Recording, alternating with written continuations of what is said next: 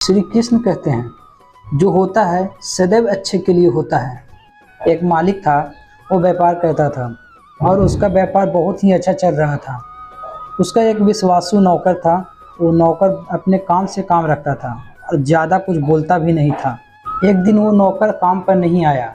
उसके मालिक ने सोचा कि वो पिछले 10 साल से यहाँ पर काम कर रहा है और उसने कभी पगार बढ़ाने की बात भी नहीं की है।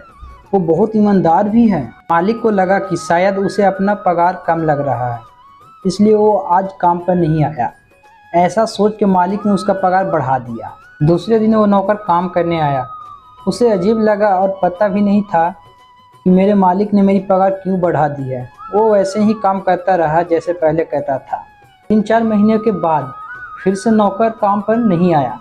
वो बिना बताए ही काम पर नहीं आया था। इस बार उसके मालिक को ये पसंद नहीं आया। मालिक ने सोचा कि उसका पगार बढ़ाने के बावजूद भी वह काम पर नहीं आया। मालिक ने इस बार उसका पगार जितना बढ़ाया था उतना ही कम कर दिया। पगार कम करने के दूसरे ही दिन वो काम पर आया।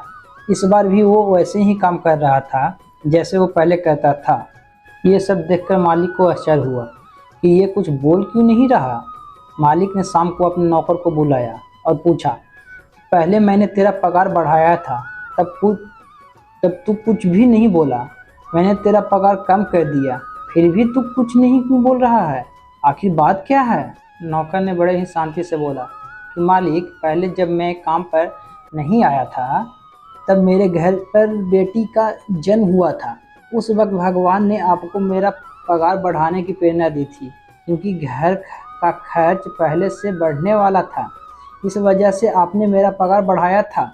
दूसरी बार जब मैं काम पर नहीं आया था तब मेरे पिताजी की मृत्यु हो गई थी।